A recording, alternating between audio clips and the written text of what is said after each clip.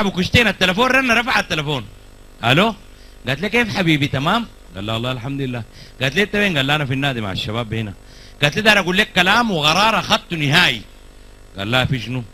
قالت لي الخاتم اللي ب5 مليون ده انا حاشتريه تاني، ما بتراجع ولا القرار ده يتنفذ يتنفذ.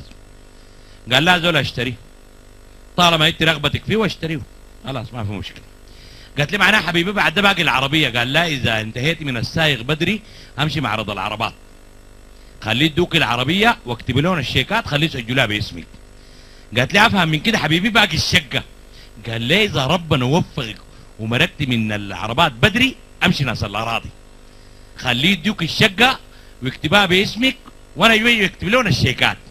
قالت لي الله يديك العافيه ويخليك لنا. قال لا انا عندي منو غيركم، انا ما شغال لكم انتوا ديل، شغال لي منو غيركم. طيب حبيبي قفلت الخط، رفع التليفون كده قال لهم يا اخوان التليفون ده حق منو؟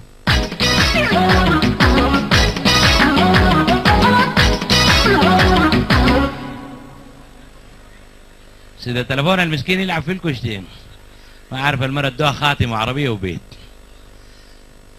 ده قالوا مدير هارش الشركة مرقدة واطه. يا اخي ده قال لك الناس اتجاوزهم بقى كان خشة الكنب ده يتلخلخ، الكراسي يتلخلخ من الخوف. اليوم طبعا يا اخواننا النسوان ديل ما تطمئن لين مهما تعمل فيها عنتر، عارف انه في مرة ممكن تكون اقوى منك. المرة جات خاشة الشركة خطت يدها هنا، طبعا لما نخط يدها هنا زي خطرات الاتوس معناه عندي كلام لازم ينسمع ويتنفذ.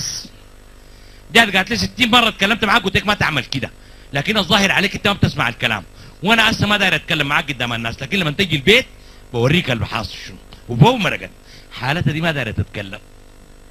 الشركه كلها طبعا ده المدير اللي بيهاريشهم كلهم كانوا بيضحكوا بيتعد. هيا الاسد، هيا الغزنفر، هيا جون سينا. طبعا اتحرج كده لما هم كلهم قال لهم كلكم تعالوا هنا، كلهم جو قال لهم يزول بخاف من مرته جيب به هنا، ما بخاف من مرته جيب به هنا.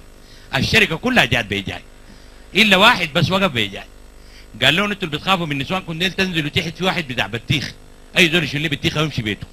وانت الاسد انت زيك ده في الزمن ده نادر جدا جدا، تنزل في عربيتين اتوس اللي بتعجبك فين دويره وامشي. نزل تحت لقى عربيتين واحده حمراء واحده بيضاء، دور البيضاء مشى لمرته وداها البيت، حكى لمرته القصه. قال لا المدير اللي بيهرشنا ذاك مرته جات هرشته وقام قال لنا اللي بيخاف من مرته يجيب هنا واللي ما بيخاف يجيب هنا، وديلك كلهم وقفوا هنا. قال له ننزلوا فيه بطيخ شيلوه. انا وقفت براي بيجا قال لي في عربيتين اتوس واحده حمراء واحده بيضاء، دنقرتها دورت البيضاء وجيت. قالت لي جايبه البيضاء ليه؟ نحن بتاع الركوب ما تجيب الحمراء شغاله تاكسي في مدني. قال لا ما تكورك هسه بغير مالك مجوطي ما تكوركي بغير هسه دي. جري الشركه داري يبدلها كده. المدير جه نازل في شنو؟ قال له والله يا ريس طبعا البيضاء دي بتتوسخ وكده وهناك. الواحد قال يبدلها بالحمراء. قال لي انت مشيت البيت؟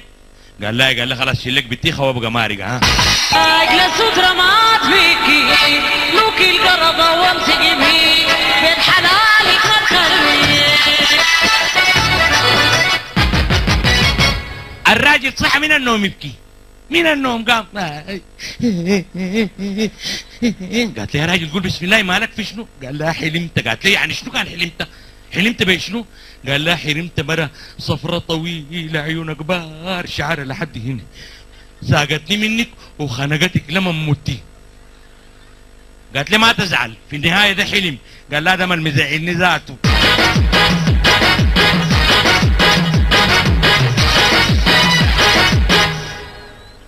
واحد لقى جاره جري نفسه مقطوع.